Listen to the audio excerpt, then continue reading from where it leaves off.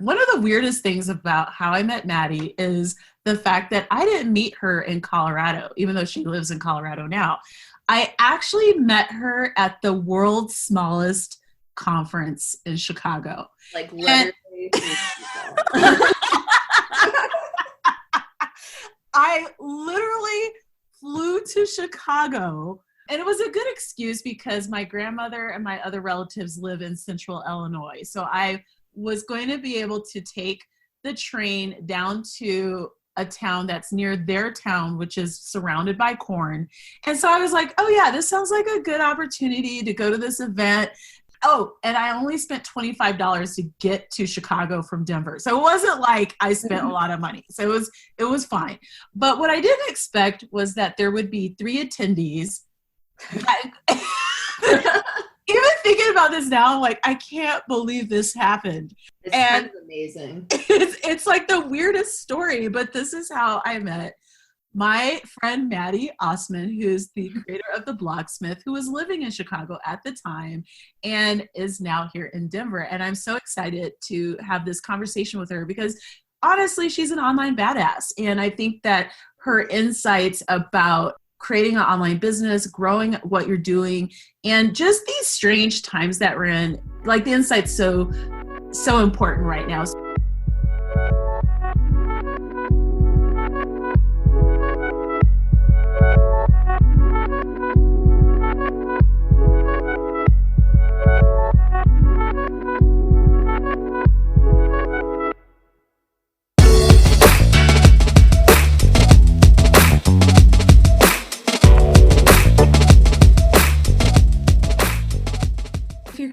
About how an online entrepreneur runs their business, what's happening on the back end, and if they are having a difficult time or not during the COVID-19 crisis, then listen to the following episode. Maddy Osman shares some amazing insights about how she creates content during this time, why she's raising her prices, and the list goes on.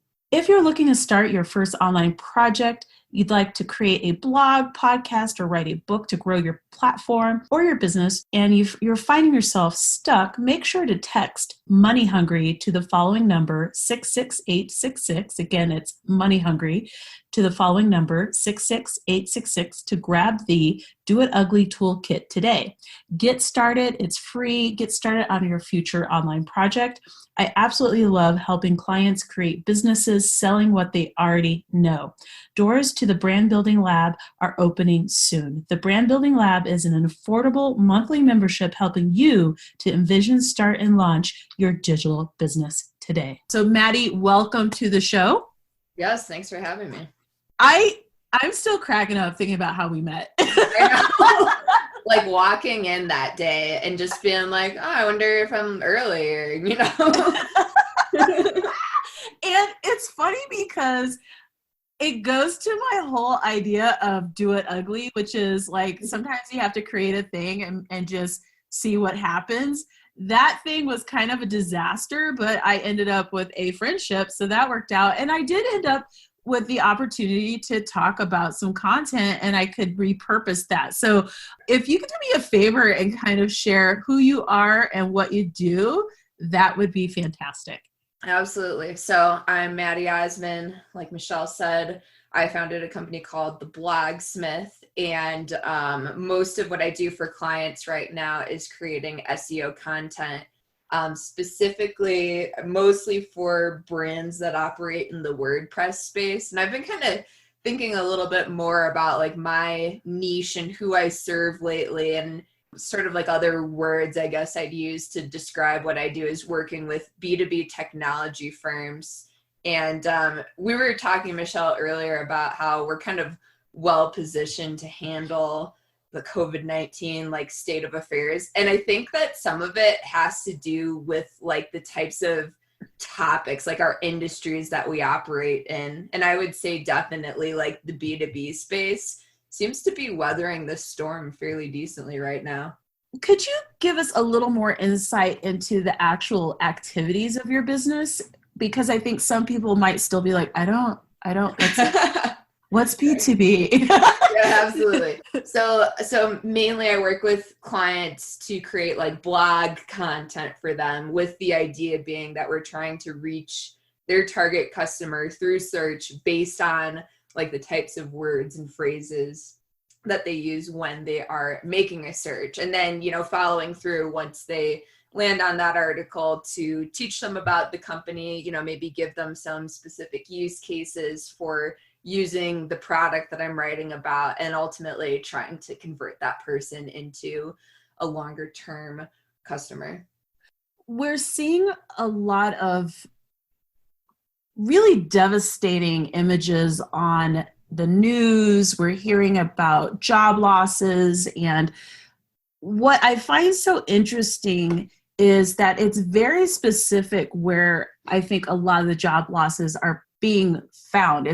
Those losses are in companies where there's a lot of person-to-person contact. So, for example, restaurants, conventions, events, anything where people are working with people, but we're positioned online. I'm wondering, what are you hearing from your customers about doing business in this time, and what their clientele is reacting to as you craft this content for them? Like, are they experiencing the same kind of losses or concerns, or what's your observation? I have some thoughts, but I'm curious about yours. Sure. Yeah. I mean, I guess like a high level observation, kind of what I was hinting at, is it seems like B2B is doing okay. Which is the main, I guess, distinguisher of the market that I serve, above, it being about WordPress or technology. Ultimately, pretty much all of my clients are B2B in nature. And, B2B businesses are kind of like the back end systems or tools and services that stuff like B2C uses. And I think B2C has been hit really hard right now. I mean, in terms of things like retail, or even like you're saying, like restaurants, hospitality, and stuff like that. So I think that in the way that my clients connect with those B2C brands, there are some losses in terms of clients, wanting to cancel services or reduce like the scope of work, to try to cut costs. I'm definitely noticing that. But overall, it seems like most of my customers are not struggling too much, at least right now. And I think a lot of it also has to do with the fact that, especially in the WordPress space, a lot of my clients are, like the plugins or the hosting companies that help bring people online. And right now, we're seeing a lot of people adjusting their business plans to include some sort of online component. For example, like restaurants that, never did gift cards or delivery or things like that. So my clients, at least on the surface and at least in my conversations with them, seem to be, if not prospering, weathering this storm. What are some of the things that you're doing to grow your business during this time? Like, I'm assuming you have residual, like clients who provide ongoing projects and income. I just brain farted on the name. Is that residual? It's not residual income. No, it's recurring. Yes. So good golly. I'm convinced that you have recurring clients who provide ongoing projects for you throughout the year. I feel like now is not the time to not be doing outreach and things like that. Have you changed what you're doing in order to attract new clients? Are you always in the process of doing that? Could you break down what you're looking at in terms of making sure that your small business stays in the black? Sure. Yeah. I mean, I think for me, I've been very fortunate in that the type of work I do usually involves writing for clients under my name, so that whenever I'm publishing stuff, it's kind of marketing for me too. And, I'm still working with the same clients, and as I'm still publishing more stuff, in a way, that's kind of my main sort of like way of marketing. And I haven't changed what I'm doing a lot right now. I haven't felt too much of a need to ramp it up. But that's, again, that's kind of my situation. I think that it's always a good idea to have potential sales in the pipeline, to be looking towards the future.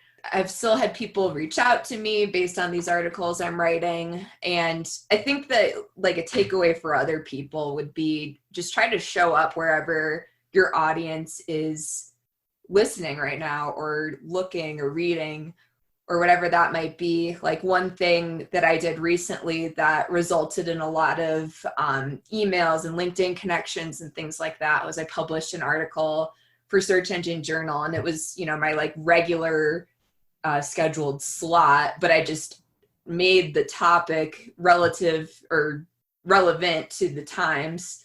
And it was about how people can help small businesses dealing with the COVID-19 situation. And so I think stuff like that, at the end of the day, like now isn't really a time, I don't think, for super hard pitching.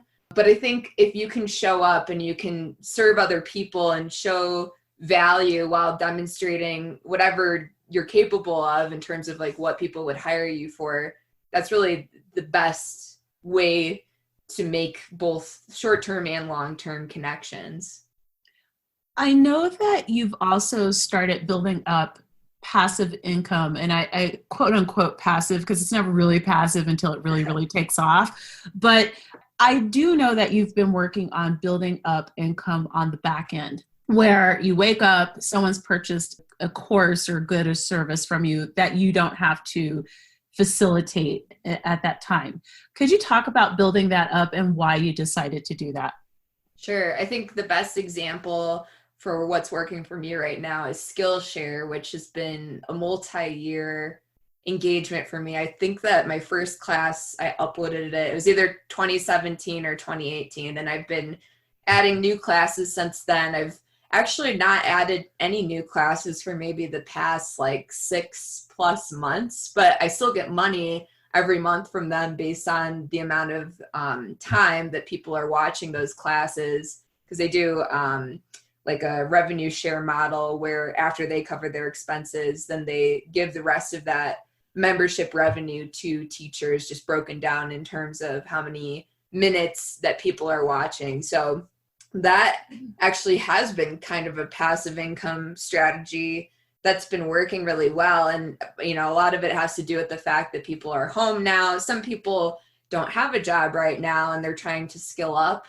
So it's been cool to see just like my minutes watched grow on that platform in just the last couple of months. So anything to do with like creating content that shares your knowledge and helps other people to be better at what they do, like now is the time to get that online and capitalize on it. I mean, I can see that just based on my Skillshare stats. Could you explain what Skillshare is in general? Yeah, absolutely. So Skillshare is kind of like an online learning marketplace of sorts. People pay a monthly or a yearly membership. It's like $15 a month, or a little bit less if you do it per year. And you have access to any teacher's classes on the platform once you're a member. There's no like different levels once you're a member. You can literally watch anything that's on there. And a lot of it has to do with the arts, creative things. My classes tend to be more about marketing and business strategy. So there's definitely space for different types of things. They've actually tightened up some of their requirements in terms of class topics recently. So if it's something that anybody listening to this podcast is interested in, I would definitely check, what they're currently looking for before spending the time to create something. But, Skillshare is just one of many platforms where you could be sharing knowledge and taking advantage of this audience that they've already built. Do you focus on your email list? Like, is that something that is a priority for you in terms of building up your own passive income and your course sales and that kind of thing? To some extent, I've definitely been neglecting it lately, but part of my ongoing strategy, in the perfect situation, is that I'm sending out an email newsletter to all my email subscribers once a week. that just goes through recent things I wrote, recent resources that seem relevant to either the times or to the theme of the newsletter, and things like tools that I might have like an affiliate link connected to so that I can make money off my recommendation. So it's kind of important. I've been neglecting it. But I would say that for me, my email is not so much to make passive income, minus hopefully some affiliate income here and there. It's really more to sort of reinforce who I am, like my personal brand, my expertise, so that anybody on that list, I stay top of mind in terms of being a potential client, whether for them or, someone else that they know that needs that help. What are you finding in terms of content creation to be problematic? Like, what are some of the things that you've seen and you're just like, whoa. Kind of like what we were talking about earlier. People who seem to just like keep going with like whatever their scheduled content was before this whole thing broke out, and just like weirdly not acknowledging like the current state of affairs. I think that a lot of brands, they're trying to figure out the best way to move forward, and we're going to see a lot of like super awkward things that result from that, but comes back to like intentions, like did they mean well, or were they trying to be opportunistic? So I think, like, to answer your question, the things that I see that are the most cringy are those brands that are using this situation to like be really pushy with sales and to try to sort of like profit off the situation where so many people are struggling. And, especially people that are trying to sort of like excessively profit off the situation. Because at the end of the day, we all still need to make money. We also need it to be able to like maintain our lifestyles and to, stay in our houses and have food to eat and all that stuff. And I don't think anybody should feel bad about, charging people for what they're worth. It's the people that take it too far and that don't seem to acknowledge that people's wallet share is just smaller now. Everybody, even if they have the money, people are scared to spend it because they don't know what's next. And so any brand that just doesn't really take that into account, that is very cringy in their messaging, to me, that's the worst of it. It's so funny. I've been really kind of paying attention to this. And the other day I was like watching TV, as is now a piece of entertainment for me. It always has been. Whatever. Don't judge me. Anyway, so I'm watching TV and Hyundai had this commercial come on. And I was actually so impressed because they're selling cars. This is like a $20,000 item that most of us don't need. We're not even driving right now. But it was so well done that I was like, well, maybe I need a Hyundai. and what they did was they were like, they acknowledged what was going on. We know that you are scared right now. Right.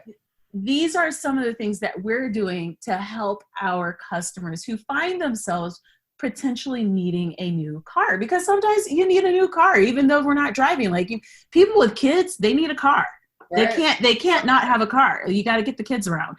And it was very interesting how they positioned their brand with that commercial. I will always remember that commercial because it was so well done. And they were like, you get 3 months without payments and like all these things that they did to let us know, we hear that you might be hurting and that this might be a big decision that you're about to make. And this is how we're going to meet you halfway.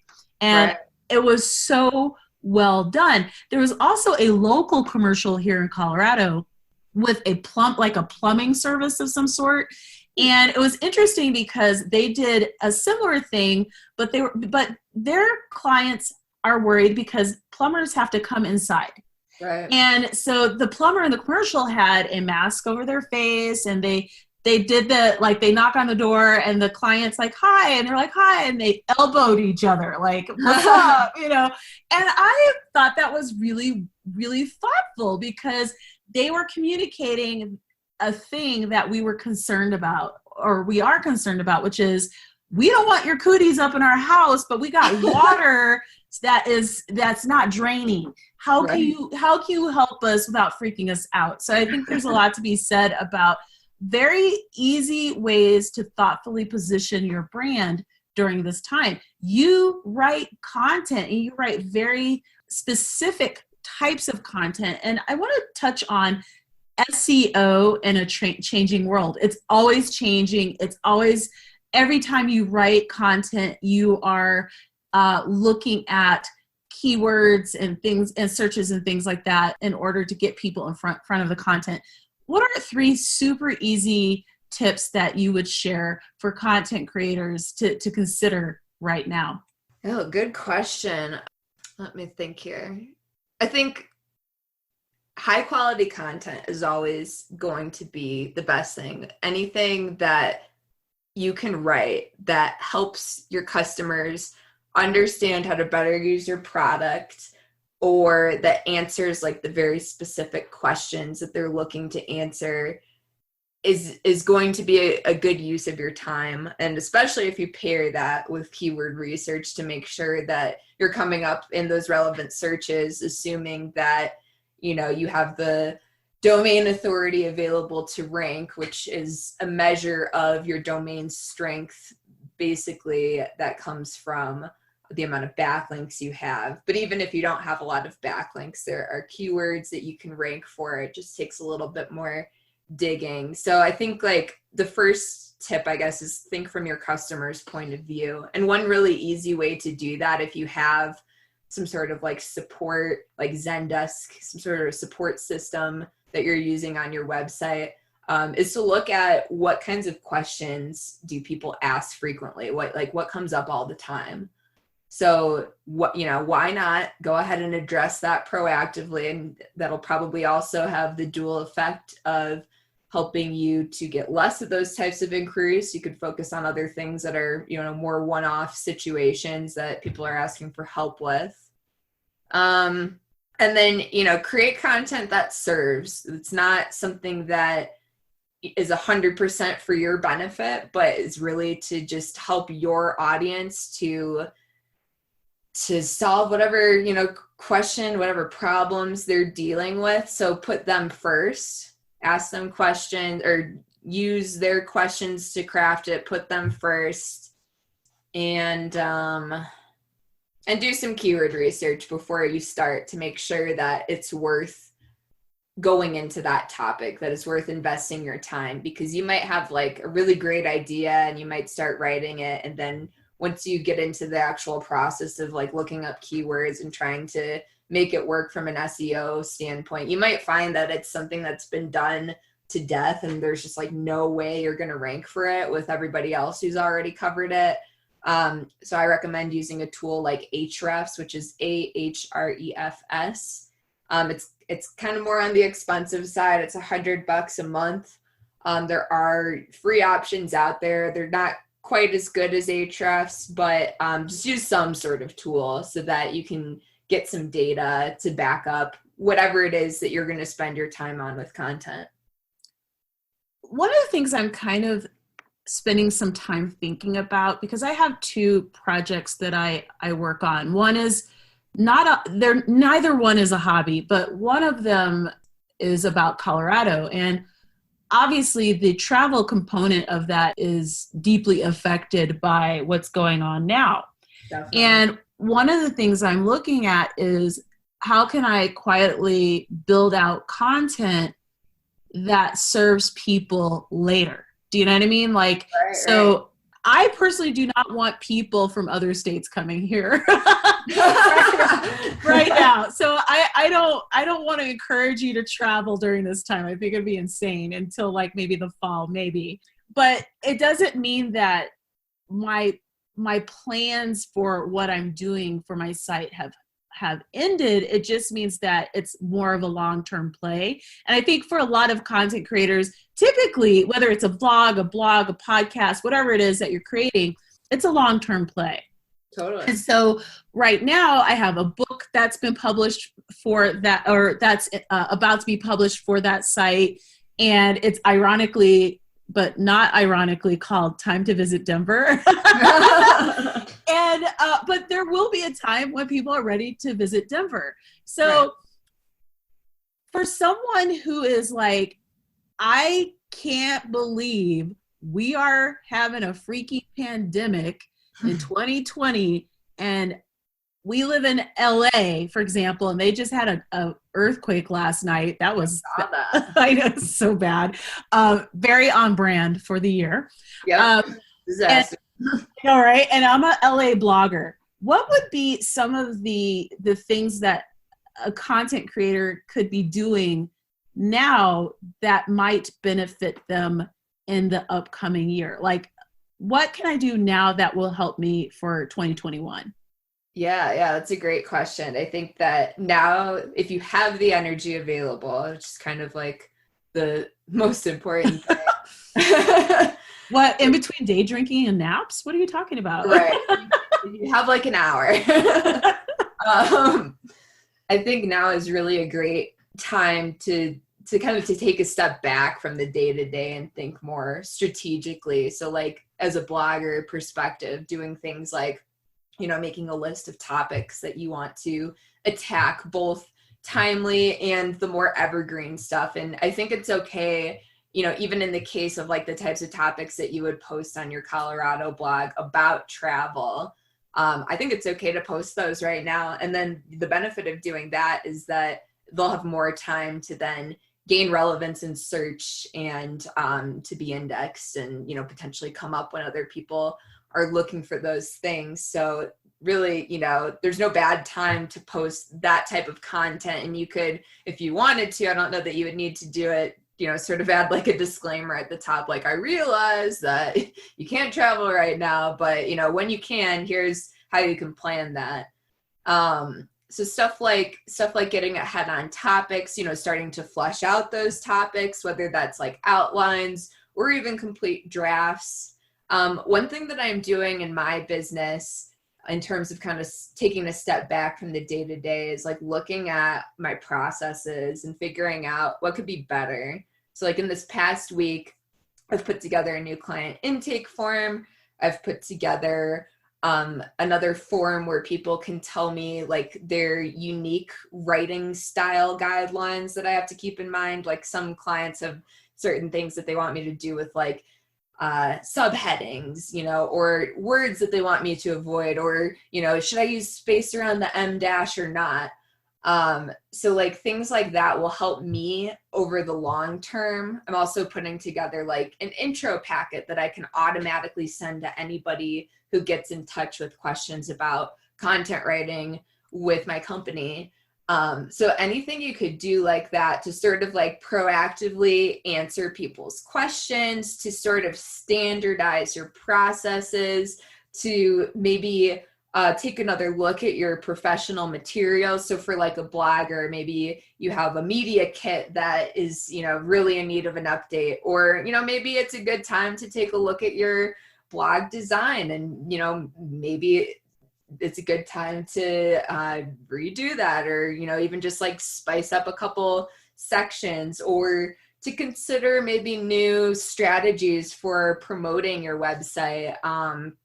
Doing things like if you weren't already doing stuff on Pinterest, like adding that in, researching different tools that you could use. So I think there's really a lot of stuff that even if you're not even posting new content, that you can do from the perspective of like, how can I make this better? How can I streamline, the things that I do on a daily basis so that long term, when all this stuff is over, when I am working on this stuff, it'll be easier to do and I'll be better for it. As you were talking, I was like, yes. And then all of a sudden I had this thought pop up in my mind that, money blogger. And I've got to ask, when you are getting new client outreach and customers looking to hire you on, what are you doing in terms of pricing? Like, are you sticking with the prices that you've set? Are you changing how they can pay? Like, what is that something that you've had to, excuse me, I just had a hiccup. Is that something that you've had to address yet, or is that something that you're just giving some thought to in the event that something comes up? What are your thoughts about that? Yeah, it's more of the latter right now. I'm definitely thinking about it. And, so something that's going to be changing about the Blogsmith soon is I'm transitioning it to being a little bit more of like an agency model where Ooh. I'm working with different writers. I recently hired an editor. And so it's not just going to be about me anymore. It's going to be about the team. And, in order to support these different people that I'm adding into the mix, there will be more costs associated with that. And so I am in the process of raising my rates. So like right now I have a different byline rate versus a ghostwriting rate. And I'm just going to go with the ghostwriting rate for everything. So it's not so much that my pricing has changed, more so that I've sort of taken away the lowest option. But part of my considerations with this whole situation is maybe that's unrealistic right now to expect that everybody could afford or justify that higher option. And so like one thing that I'm doing is offering a discount for retainer pricing. But I might keep the byline rate around for just a little bit longer while we're all kind of weathering this storm. And like the other thing that I'm offering to any client who needs it is extended payment terms. When I switch over to this agency model, it's going to be payment upfront for everything. But the way it works right now with my long-term clients is I usually just bill them at the end of the month. So I'm going to be flexible about that for as long as I need to be. And then, in the ideal world, when all this crap is over and we're starting to settle back into normalcy, then, I'll be stricter about the rate and the payment terms. Wait, so am I right in thinking you get paid more for ghostwriting than for byline? Yes. What? And that's how it works. Okay, and all the years I've known freelancers, and I know a lot of freelancers, you're the first one to say this. Really? So I'll give you my justification. So ghostwriting, if it doesn't have my name on it, then that means that in terms of like this marketing funnel of people seeing, that I'm the author and then coming to my website, and then if they need content, getting in touch with me, I'm losing out on all that with ghostwriting. And there's certain situations with ghostwriting where it's like, maybe it's for like a CEO of some company that has like absolutely nothing to do with anything that I normally write about. I'm usually grateful in those situations because I don't want to confuse people like, oh, why is she writing about that? It has nothing to do with anything. But usually that type of content involves me like interviewing someone on that person's team to get the information I need. And so it is coming from someone who's an expert. It's just being formatted by me as a writer. Mm-hmm. But yeah, so with the byline, I'm happy to give a discount because I get something out of it too. I get more visibility in the places that I want to be. I usually can get some clients. I usually get a backlink out of it, so there's a lot to love about bylined writing, even if it is a slightly cheaper rate.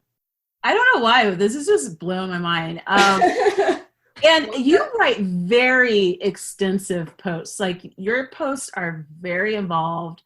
They tend to be long form, definitely. They're very long. They're 2,000 words. Like a lot of them are very, very long. Most of the ones on my own blog are like 2,000 words minimum. Oh yeah. It's like I don't even want to write content for myself unless it's just like exhaustive of a topic. Wow. I'm still kind of like, holy, okay. and I think by doing that also helps you to eliminate a lot of the smaller projects because you're contracting on very large pieces of work. So out of curiosity, you don't have to answer this. How many projects a month do you think you're working on? I don't even know. It's a bunch. I have, several clients where it's every month I'm doing content for them. I don't know, maybe on the average month, it's like 15 different clients. But keep in mind that I'm also having help to get those clients everything that they need. How do you manage your time?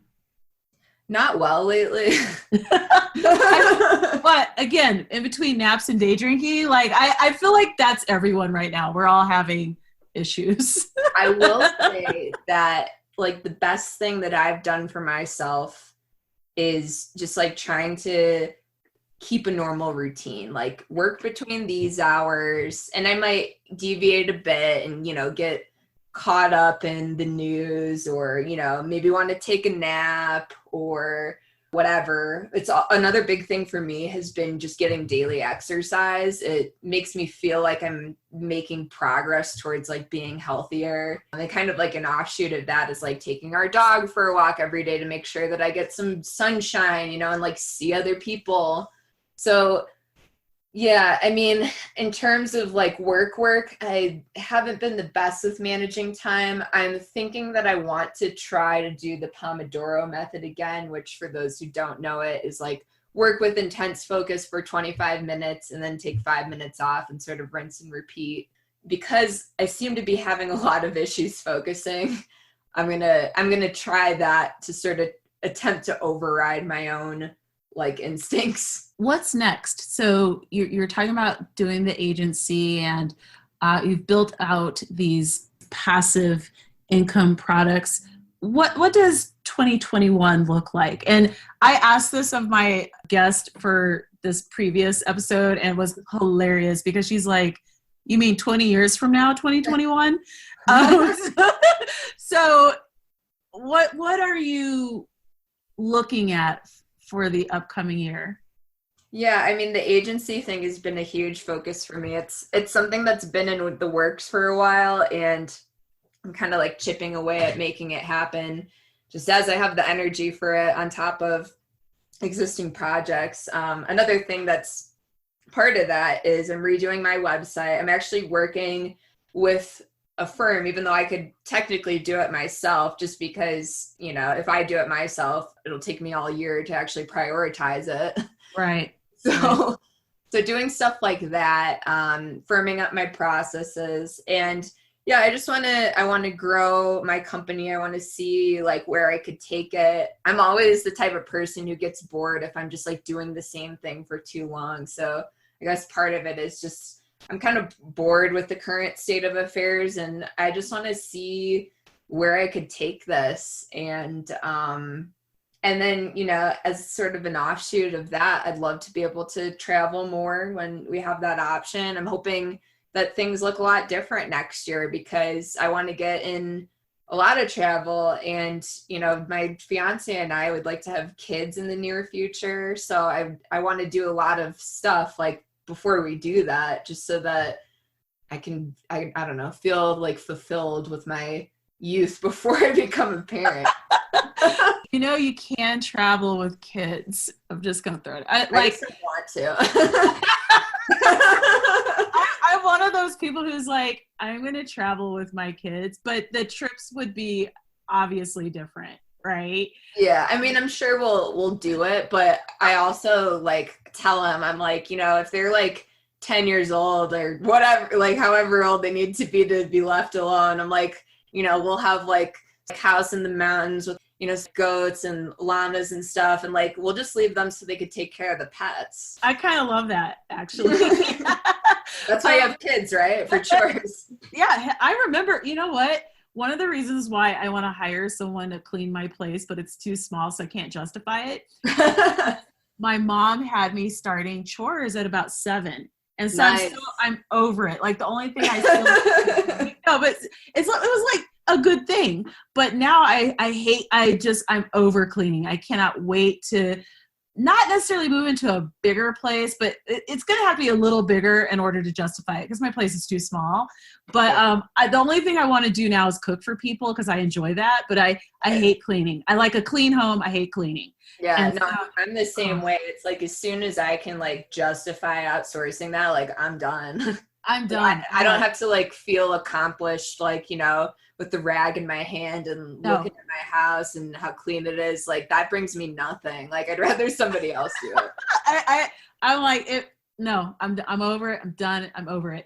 One of the things I will say that you mentioned earlier was refreshing your brand and doing different things. And yep.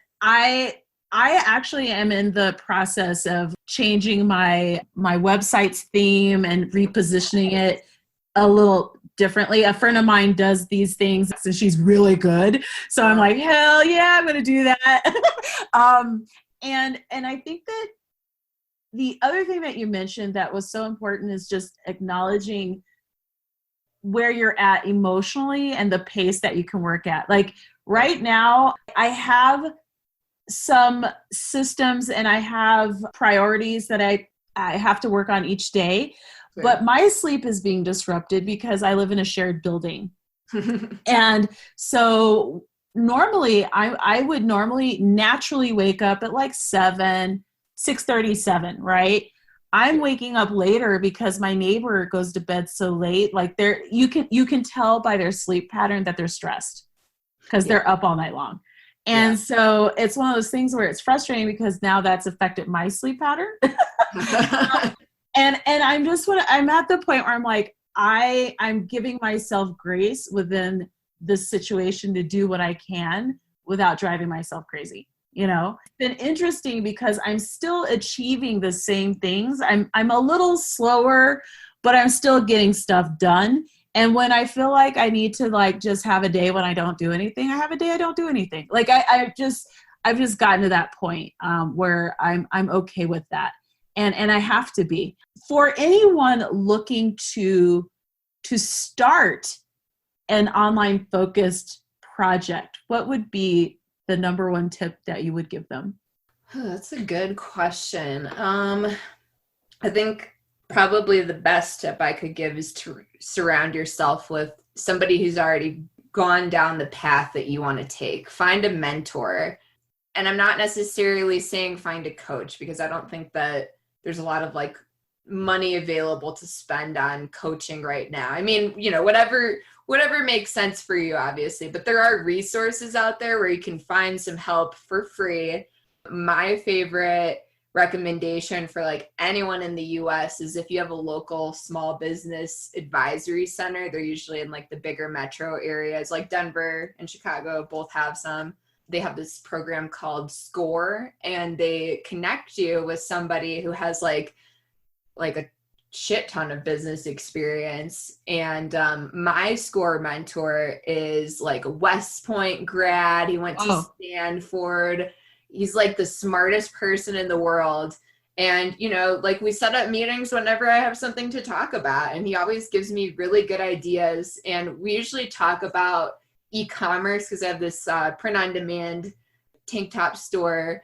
And so I initially wanted to talk to him because I just wanted to get another perspective on what I was doing. And admittedly, he doesn't really have that much experience with e-commerce, but it honestly doesn't matter because the things that we discuss, it's more like business strategy, and it just like almost doesn't even matter that that's not his specialty. But so that resource is totally free. You know, they'll match you with someone that you can sort of turn to whenever you need help. And they're just people who have seen it all. You know, they've been in the business world for much longer than someone like I have. And so having someone that you can just like bounce ideas off of, I think that's really invaluable in hard times or in good times.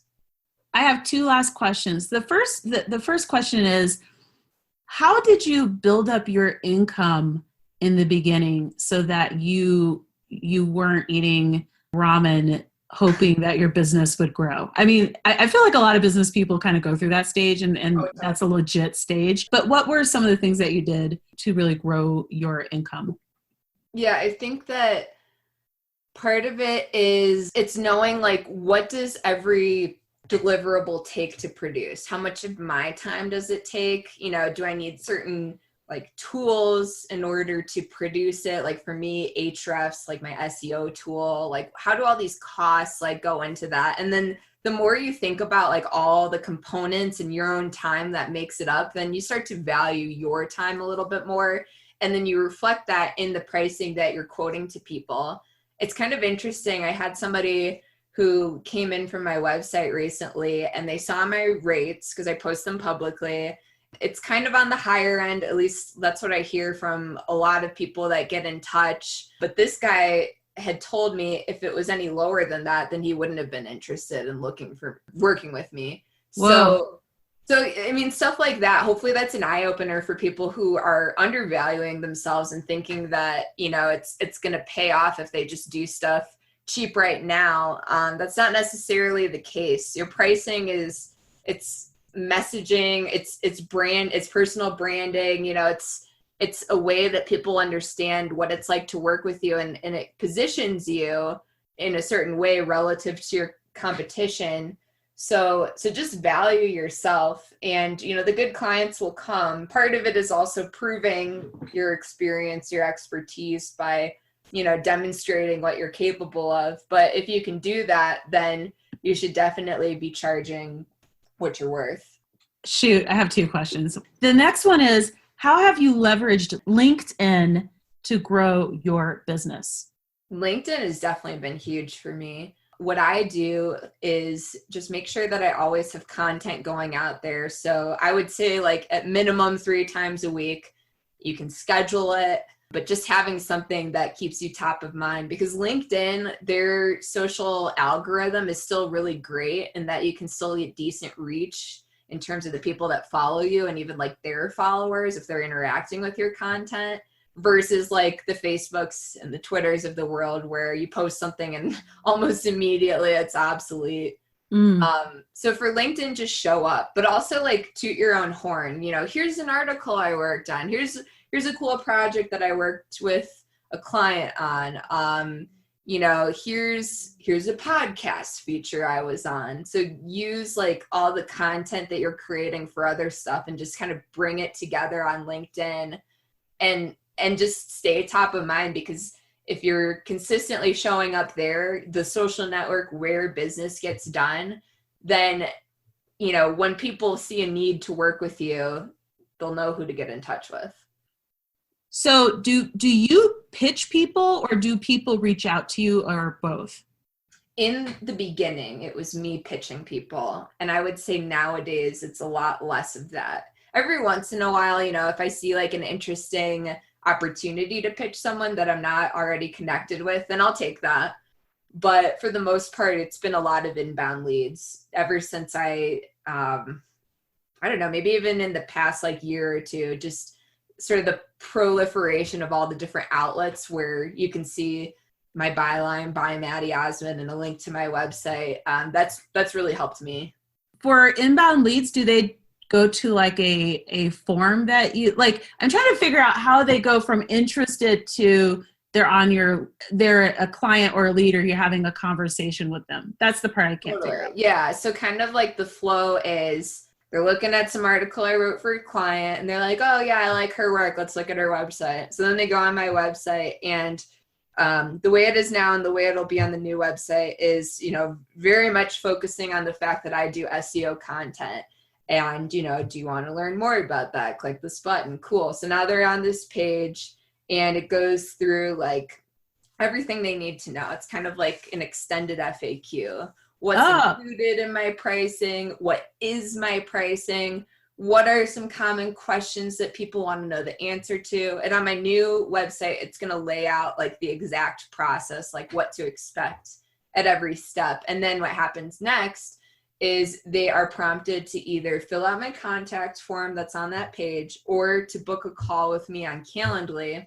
And if they go straight to booking a call, as part of that process, there's a little box that they have to check that says, I've seen your pricing and agree to it. So that anybody I get on a call with, I've already validated that they're in the budget range for my services. Oh my God, I love this so much. It took a while for me to figure out, but once I did, I'm like, oh yeah, that's going to work. Because basically people self-select themselves to either work with you or not, or to even have, like, you already know that they're a qualified lead before you get on the phone. Yep. And I mean, anybody who runs their own business, like, you've got to just like be crazy about protecting your time, because I can't tell you before that how many calls I got on where that person was just not a fit at all. And it's not worth either of our times to get on that call at that point. how can we follow what you're doing, become a client of yours? Let the listeners know where we can follow you. Totally. So I would say I'm most active on Twitter. It's just at Maddy Osman. Feel free to tweet me about anything that comes to mind, and I'd love to help you. And something that I'm doing recently is some coronavirus business strategy sessions where I offer 20-minute slots pretty much all day on Thursday in Mountain Time. And it's not something where I'm like pitching people. It's literally just me listening to what they're dealing with and coming up with solutions with them to, try to grow the business and to try to weather the storm. So those are kind of like my biggest things right now. And if you want to work with the Blogsmith, just go to the-blogsmith.com. I also just got that domain without the dash, so you could do either one. Is set up like the SSL certificate on the other one, but that's a problem for another day. And Rant, this is nosy, but even though you're not pitching these people that you're working with on Thursdays, I imagine that you're getting clients despite that. I think that what I'm trying to do with it is just show people that small business is what I care about. And if you work with me as a paid client, I got your back, like I care about you. I care about your success. Your success is linked to mine. At the end of the day, I think that we all just need to do our part. And so that's really the purpose for it. It's just, I'm sure that it's helping me in some ways to boost my business. But with this whole like COVID-19 thing, I just think that we're all in this together. And, if there's one industry that suffers, like we're all going to suffer. So some of it is maybe me covering my own ass in a way. Like I want all these businesses to prosper because I want my business to prosper too. Honestly, I think that it's like we're all in this together. We are. We're all in this together, period. And I think even when we are looking to make sure that we're okay and that our finances are okay, that you can still 100% be of service. Absolutely. During that process. And it's really funny because there's this big conversation in the entrepreneurial space in general. It doesn't matter what niche or niche that you're in. And people are like, I feel nervous to sell, or I've gotten pushback or whatever. And it goes to my point about positioning and attention. And again, I do not want to own a car. I use a car share, for God's sakes. I'm so hippie. And I loved that Hyundai commercial. And the reason why is I felt like they were aware that I was having an issue, which is called a worldwide pandemic. and I still felt like, wow, they know where I'm coming from. I think that you can absolutely do both. You just have to be self-aware. So do you have any tools or anything that you want to give the listeners, by the way? Ahrefs, I always have love for them. Something that I've been using to build up my agency, a project management tool that I've been testing out recently is Freedcamp. It's really cool. You can do a lot of stuff with it. You can, have like your tasks, but then you could have like wikis and, short-term discussions. You can add like passwords to be encrypted for different client projects. So it's like a really interesting tool that's really flexible in terms of like remote tools. Zoom. I got Zoom before all the pandemic stuff, and I'm glad I did because now I'm so familiar with it. I've been Zooming people for like 4 or 5 years. It's hilarious. So on the other end of them, but never as like the host. So that's kind of new to me. Oh, I do have one more. It's called fireflies.ai, and you can connect it to Zoom so that it automatically transcribes all your calls, and then you can go in and like add notes. You can like share it with other people. So that's been really useful for different client calls, just like making sure that I don't miss any important details. And then I have like a repository of these meeting like transcriptions that I can refer back to. And they do have a free plan. Maddy, I don't want to take up your time because you need to make your money. And so do I. And I was going to walk outside, but I think it's going to rain. Yeah, it's looking a little bit tumultuous from my window right now. I'm so confused because it doesn't really rain here that much. So now we're in the like 4 weeks that it does. Right. So I planned badly, but that's okay because you know what? Maybe I just need to work on my projects. So thank you so much for joining me on the show. There was a lot of tidbits. My mind was blown a couple of times where I was like, oh, wait a minute. And I will definitely be taking a lot of action based on all of the tips that you shared. And I just wish you continued success and a chilled out freaking 2021. Well, thanks, Michelle. I hope the same for you.